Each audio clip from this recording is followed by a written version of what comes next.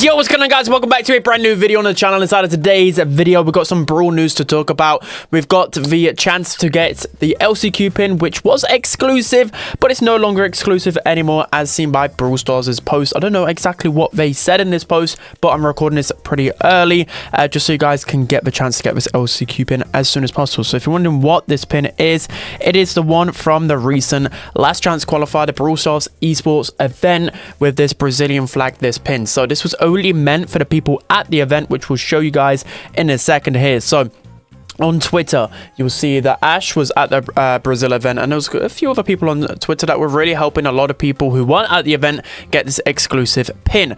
But what happened was, at the event, as probably seen on Ash's Twitter as well, he couldn't even get this pin himself because of the bad connection Wi-Fi at the event. He couldn't even get it. So what they're doing, unfortunately, for the people at the event, again, it was supposed to be exclusive. I got another exclusive pin through the Brawl Cup. If you guys remember, I went to Texas, and I managed to secure myself. I'm trying to find it right here. There is another one. I can't find it. There it is. There's the other one, which was exclusive, but at least they gave some away. But with this LCQ pin, this was only really supposed to be for the people at the event, and it was like a pin that expired after like a minute. If you was watching my watch parties, I was trying to put the link for people to get this pin, and literally after a minute, it was just gone. So I really had to snipe this one myself. I was pretty excited, but I get the frustration around exclusivity. There's pros and cons to it, which I'll be interested to hear your guys' take on it, because me myself, as a whale, as someone that literally collects every single resource possible, it's a little bit annoying missing out on these exclusive events, especially when it's in Brazil, right? It's not even like these events are close to me, and but it's also an incentive to get people to go to these events, so I don't mind it so much. I just wish there was maybe another way we could get these, but yeah, everybody can get this LCQ pin, but there's also other cosmetics as well, as seen in this post right here. So you can see this bottle spray, which no one knows how to get it. I did see some like mini games at loads of Brawl events. There are like these mini games where you can normally win cosmetics, but they're normally like in-person stuff. So they've actually gone for in-game stuff this time. So you see the Primo pin, we see the number 10, which is a famous Brazilian number for the guys that don't understand soccer or football. And then, I can't believe I just called it soccer, you Americans, damn it. And of course that Brazilian football icon as well. So yeah, there's still like 4 exclusive stuff. I don't mind an exclusive like profile icon or something, but exclusive pins, I get a bit salty with pins. I don't know why. I love pins. I always will do. So now we've gone past the LCQ talk. Now let's talk about the Brawl Talk date. So we know for a fact now that Brawl Talk is coming. We just know that there's always this cycle that happens with Brawl Talk. Everybody can just predict when Brawl Talk is. It's pretty much never a surprise unless they tell us. Basically, I think the last Brawl Talk was delayed a week. That was probably the only time in like years where it's even been delayed. But we can even see in this post put out by Brawl Stars, in this top left corner right here, we see, I don't know what the first 2 numbers mean, but 2510, which is exactly when Brawl Talk was predicted. And this was a month ago. A few people did talk about this around the time this post was put out.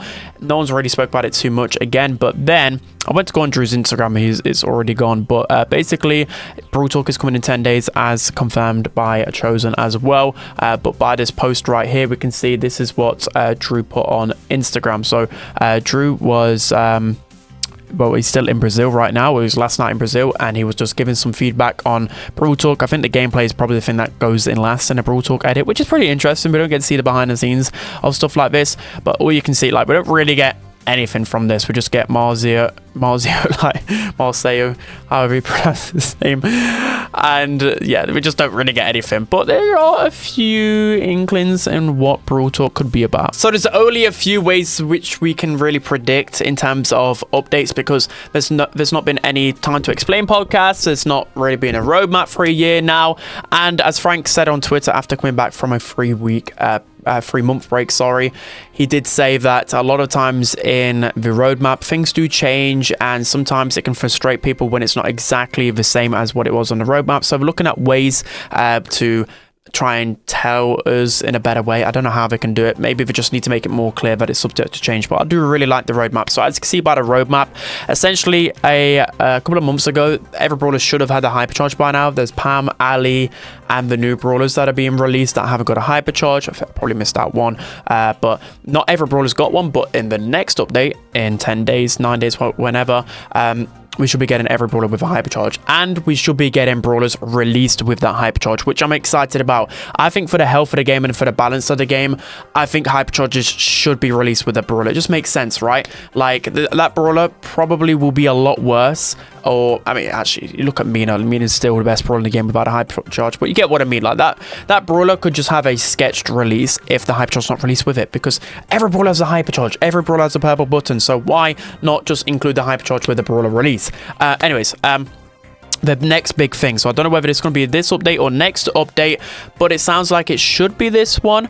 So they wanted to add a feature that cost power points to upgrade. So this is actually going to be like some new type of ability, some new type of new and fun, exciting skill expression inside of the game, and especially for the new players. So I don't really know what they could go by this. They've really adamant that they're not going to go to power 12 just yet, which I like. I'm kind of scared, mainly because hypercharges was cool to begin with. It brought a lot of hype, but I think people are burnt out by hypercharges after 2 years. And what I don't want is for them to say that it's some type of skill expression, and then in reality, it actually lessens the skill gap, because that's what hypercharges have done at the moment. Unless hypercharges get a nerf in the next few weeks, hypercharges have lessened the skill gap. You just look at the amount of broken hypercharge brawlers that can just get double kills, team wipes. You just click the purple button and you're guaranteed to get value. So I'm hoping that they don't go by this route of just making the game a bit too noob friendly, and it's something fun and exciting. I don't know. I don't want to hold too many reservations, because I'm actually excited. Something new. Hypercharges have been in the game for what, 2 years now, I believe. And yeah, I still enjoy some of them. Some of them I don't, but I think it's a good feature overall, and it's definitely helped like bring back players, you know, add hype to the game, etc. So I actually don't know what they could be adding with this event. With this new ability, I'm thinking it's got to be something to do with maybe the Subway Supers in a sense, because they added this extra button. Again, I don't know whether an extra button is going to really work. There's already quite a few buttons for those noob players. That's why I've actually gone to Claw, by the way, if you didn't notice. I don't know if I ever mentioned that, is that I'm actually anticipating maybe another button. So I feel like I have to go Claw if there's going to be an additional kind of ability button. So whether this ability is some way to like protect players, whether that's just like a simple jump button, so, like I don't know what else you could include. Just something like simple where it's a one-time usage a game, I think could have potential, because when you think about it, a lot of people have been complaining that there's no defensive abilities against these hypercharges, but then it might seem silly. I mean, it's not too broken. After trying the Subway Surfers event, you know, just having a jump feature doesn't seem too broken, but then again, you might think, well, that jump feature, you can jump over a Tara pool, for example, or jump over a Gene pool. Some Brawler Supers might be absolute. I don't know. I'm just trying to think of some things in the back of my mind, but I'm just not a game designer. That's just not me. I'm not very creative. But what they've been saying as well in terms of what could be coming here, they said it exactly in the roadmap. In the October update, they could be looking to tackle the map maker. So it's going to be one or the other. I wouldn't anticipate both being a new ability and map maker improvements. It's only going to be one or the other. I mean, if it's going to be both, then it's going to be one of the best updates you probably ever see, because Mapmaker has so much potential. If we remember, when was Mapmaker added? Like 4 years ago or something? It absolutely blown up on YouTube. Like, people were getting millions and millions of views. I wish I would have got on that train, because it was so hyped. It was a really good feature. Of course, now it's outdated because it's not received any type of really improvements in years, but it's clear that Mapmaker has potential, because just take a look at Roblox, take a look at Fortnite. Again, I'm too old to play these type of games. Well, Fortnite I play occasionally. Roblox, I'm definitely too old for that, but literally it's the sandbox game. Everyone knows what type of games these are, and especially with Fortnite over the past few years, how you're able to create your own game mode, and the discoverability around just all these different type of mini games, it just adds to the play base. It's good. I remember when Brawl Stars used to lessen the amount of maps in, so say you log in and you've got your selection, right? Brawl Stars would make it so there was like, I don't know, 4 game modes to choose from. Now there is, I'm literally looking at it now, there's like 1, 2, there's probably like 10, maybe even 14 events that you can play at one single point. So I think Brawl Stars have learned that it's actually, my alarm went off because I need to get my tire fixed soon. But anyways, they've learned that the more that's available to the player, it's good. It's good for the game, especially when there's so many, you know, there's millions and millions of players playing. Give the people the choice. So that what I'm trying to say is that Sandbox will be perfect for Brawl Stars, especially in terms of like noob friendly, well, just for everyone, but just to have fun. Like, that's essentially, we play a game to have fun, right? I don't even know why I'm saying it's noob friendly. I mean, it probably is even more noob friendly. You know, we've got ranked for the hardcore players like myself, and then we've got this sandbox mode for people that want to have fun, and that's what you want to do in mobile games, right? So there's some big potential here. I'm hoping that it's actually the map maker one rather than the ability, to be honest. We've got a couple more things to talk over. We've got potential balance changes, and we've got Ziggy's release date. So the first one is balance changes. Everyone keeps asking me when a balance change is releasing, because more so than ever, in terms of the data, the meta seems okay, right? Because there's just so many brawlers that you can pick from. You know, there's like 20 good brawlers and not really a lot of brawlers that haven't been picked, but I think it's kind of the same in most metas, right? But anyways, like I think data wise, you'd think it's an okay meta, but I think this is one of the most frustrating metas I've ever played in. I don't know whether it's one of the worst metas, because everyone just seems to say that every other meta pretty much, but in terms of just pure frustration, in terms of hypercharges, purple buttons, it's the worst it's been for a long time, ever since I think hypercharges came out. And there was this brief period where like Maisie was broken, because basically your hypercharge was extended above the 5 seconds, so like Maisie could pop off like crazy, you know, Fang, Edgar. Other than that moment, I think this is like the second most broken hypercharge period. It is, because you take a look at the ban rates, guys, and just take a look at the top brawlers. They all have broken hypercharges. Kit, Ollie, Cordelius counters these broken hypercharge brawlers. Kaze, Byron, Draco, Ruffs feeding these broken hypercharge brawlers. Bonnie, for example, Lily as well. Finks, Kenji, all of these brawlers are at the top because they have the broken hypercharge button and rare assassins. So yeah, in terms of balance changes, what I'm trying to say here is that balance changes probably, I mean, 99% I would say,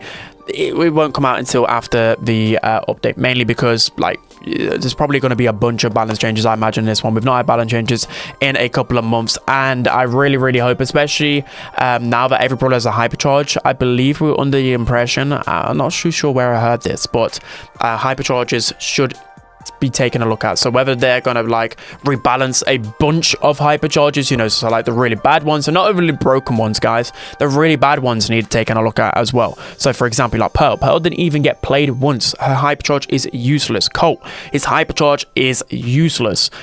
Is there any more? There's probably a couple more where the Sprout hypercharge is useless. Nanny is terrible. Shelly, useless. So I'm hoping the broken ones get fixed and the bad hypercharges get some type of buff to compensate as well. So yeah, some big balance changes I'm hoping, because there's a lot of really strong brawlers in the meta. If you guys want to take a look at this data, this is off the Brawl Esports event what just happened, so all the pros playing the best brawlers. Take a look at play rate and also ban rate. That's the best way to tell what brawlers are good, so I'll leave this in the description. Finally, moving on to Ziggy's release date. So I heard last week we were able to talk about it. Ziggy's release date should be on the 18th. So normally it's on a Thursday, a new brawler, but it's a whole event with Mina, which will be really exciting, and then a week leading up to Brawl Talk. So Ziggy will be pretty good. I probably will do a video maybe in a couple of days talking about him, but just wanted to just quickly play him in a training cave for you guys. So Ziggy, I think, will be pretty good.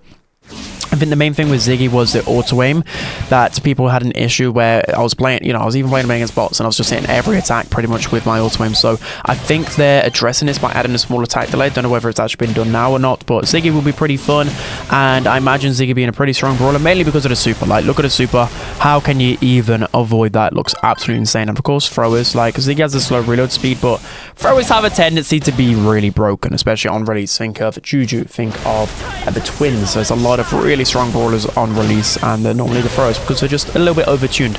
Alright, so that's going to be it for today's video, guys. I hope you enjoyed this Brawl news. I'm going to be doing maybe like a tier list or a brawler, best brawler list as well pretty soon. So that's going to be it. I hope you guys enjoyed. Don't forget to like, comment, and subscribe, and I'll see you guys next time.